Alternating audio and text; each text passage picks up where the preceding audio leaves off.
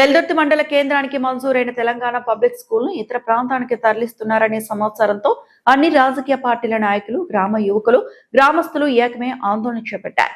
మండల కేంద్రంలోనే పాఠశాలను నిర్మించాలని డిమాండ్ చేస్తూ దశల వారీగా ఉద్యమాన్ని కొనసాగిస్తున్నారు. ఉద్యమంలో భాగంగా సోమవారం మండలంలోని విద్యా సంస్థలను మూసివేసి నిరసన వ్యక్తం చేశారు. మంగళవారం అన్ని రాజకీయ పార్టీల నాయకులు, గ్రామ యువకులు, గ్రామస్తుల ఆధ్వర్యంలో వ్యాపార సంస్థలు స్వచ్ఛందంగా బంద్ పాటిస్తూ నిరసన కార్యక్రమాలు నిర్వహించారు. మండల కేంద్రానికి మంజూరైన తెలంగాణ పబ్లిక్ స్కూల్ అదే ప్రాంతంలో నిర్మించాలని అధికారులు ప్రజల మనోభావాలను గౌరవించి తమ నిర్ణయాన్ని మార్చుకోవాలని ఆందోళనకారులు డిమాండ్ చేశారు.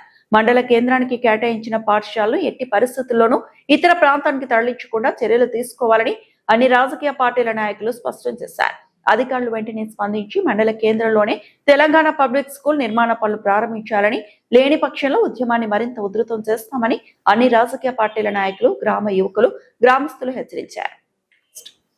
జరుగుతుంది కాబట్టి వాళ్ళు చేసిన ఒక తప్పుడు సర్వేతోని కొంతమంది తప్పుడు సర్వే చేయడం వల్ల స్కూల్ను పక్క గ్రామానికి మళ్లించడం జరిగింది. కాబట్టి మళ్ళీ రీసర్వే ఇంకోసారి సర్వే చేయాల్సిందిగా కోరుతున్నాం. ఎందుకంటే ఇక్కడనే హై స్కూల్ ఉన్నది, ప్రైమరీ స్కూల్ ఉన్నది, కాలేజ్ ఉన్నది, ల్యాబ్స్ ఉన్నాయి, వాటర్ ట్యాంక్ ఉన్నది, మరియు వాటర్ ప్లాంట్ కూడా ఉన్నది. మీరు చేసిన తప్పుడు సర్వే వల్ల ఈరోజు పక్క గ్రామానికి మళ్లించడం జరిగింది. ఇక్కడ ఉన్నటువంటి బడుగు బలహీనత వర్గాలకు ఎంతో మంది పిల్లలు ఉన్నారు కాబట్టి వాళ్ళకి ఎంతో విద్యను ఉపయోగపడుతుంది.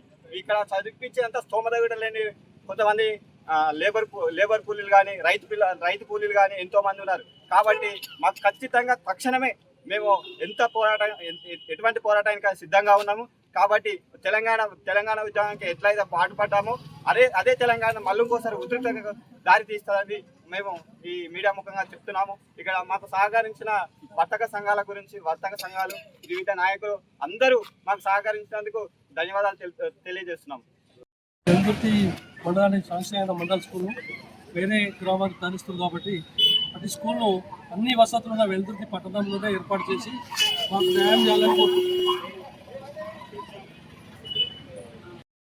దాదాపు 30 కోట్ల రూపాయలతో శాంక్షన్ అయిన Telangana model school Veldurthi head క్వార్టర్లో కాకుండా పక్క గ్రామాల్లో ఏర్పాటు చేయడానికి ప్రయత్నిస్తున్నారు.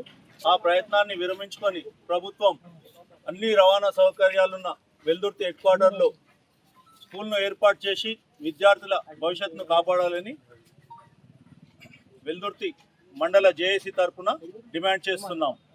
ఇక్కడ వివిధ ప్రభుత్వ స్థలాలు అందుబాటులో ఉన్నాయి మరియు జూనియర్ కాలేజీలో దాదాపు 5 ఎకరాల స్థలం ఉన్నా కానీ అధికారులు తప్పుడు నివేదికలు ఇచ్చి పక్క గ్రామాలకు తరలించే విధంగా ప్రయత్నం చేస్తున్నారు. ఆ ప్రయత్నాన్ని వెంటనే ఉపసంహరించుకొని ప్రభుత్వం వెల్దుర్తి మండల హెడ్ క్వార్టర్లో తెలంగాణ మోడల్ స్కూల్ను ఏర్పాటు చేసే దిశగా ప్రయత్నించాలని ఈ సందర్భంగా మేము డిమాండ్ చేస్తున్నాం.